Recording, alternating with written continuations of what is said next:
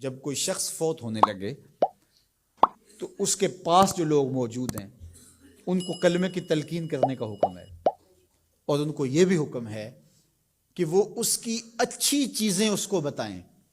جب کوئی بندہ بوڑھا ہو جائے نا اور وہ بس اب جانے والا ہے اس دنیا سے، تو اس کی زندگی کی برائیاں اس کو یاد نہ دلائیں، اس نے جو اچھے کام زندگی میں کیے اس کو یاد دلائیں، تاکہ اس کے ذہن کی سکرین پر وہ چیزیں آنا شروع ہو جائیں، وہ اللہ سے حسن ظن اور امید کو مضبوط کرنے لگے کہ شکر ہے میرے اللہ نے مجھ سے یہ کام بھی لیا، میں نے مسجد بنائی، میں نے دارالعلوم بنایا، میں نے یتاما و مساکین کی مدد کی، میں نے غرباء کے سر پہ ہاتھ رکھا، میں نے رشتہ داریوں کو نبھایا، میں نے یہ کیا وہ کیا۔ اس کے اچھائی والے کام اس کے سامنے رکھے جائیں تاکہ اللہ سے اس کو امید حسن ظن غالب ہو جائے، کیونکہ اب وہ گناہ تو کر ہی نہیں سکتا، تو اب اس کی امید غالب کی جائے، ایسی باتیں سنائی جائیں۔ میرے حضور نے فرمایا جس شخص کے مرنے کے بعد اس کو 4 گواہ مل گئے اچھائی کے، لوگوں نے کہا یہ بڑا اچھا آدمی تھا، صرف 4 گواہ مل گئے، تو فرمایا کہ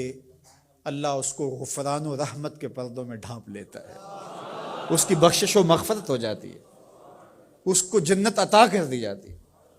حضرت عمر تھے، عرض کی یا رسول اللہ صلی اللہ علیہ وسلم، میرے ماں باپ آپ پہ قربان ہو، اگر کسی کے پاس 4 گواہ نہ ہوں، 3 گواہ ہوں، تو میرے حضور نے فرمایا وہ بھی جنتی۔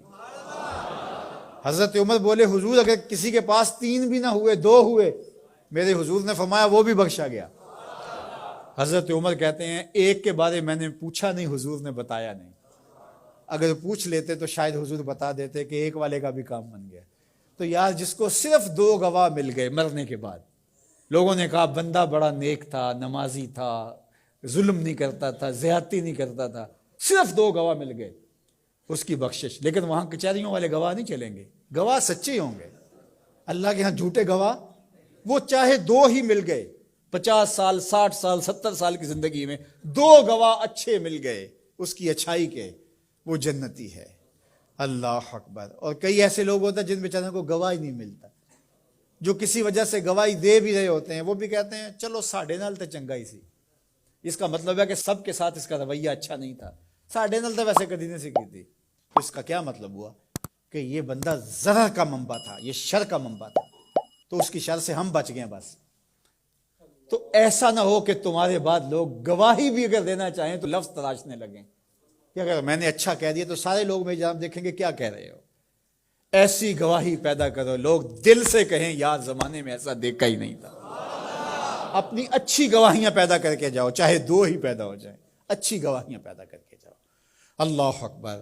تو دونوں چیزوں کو برابر رکھا جائے، امید کا چراغ بھی روشن ہو اور دوسری جانب جو ہے وہ خوف اور خشیت، اس کا چراغ بھی بجھنے نہ پائے۔ مایوسی بھی انسان کو کفر تک پہنچاتی ہے۔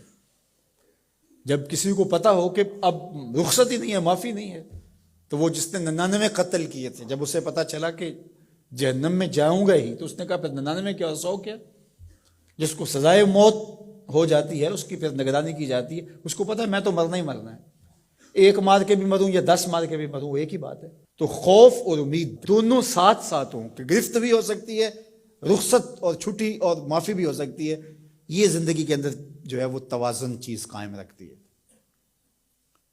شفاعت کی امید حضور علیہ السلام سے، اور حضور کی ناراضگی کا ڈر بھی۔ حضور سفارش کریں گے اور گناہ گاروں کی بخشش ہوگی، لیکن دوسری جانب یہ ڈر بھی کہ اگر حضور نے منہ پھیر لیا تو پھر کس در پہ جائیں گے۔ حضور نے ارشاد فرمایا جس نے میری سنت سے منہ موڑا میں اس کی شفاعت نہیں کروں گا، تو پھر کوئی سہارا کوئی آسرا رہے گا باقی؟ تو امید کا چراغ بھی روشن رہے، خوف بھی رہے، شفاعت کی امید بھی رہے، لیکن حضور کی ناراضگی کا ڈر بھی رہے۔ تو زندگی بھر جوانی میں بالخصوص خشیت غالب ہو اور آخری لمحات کے اندر امید غالب ہو۔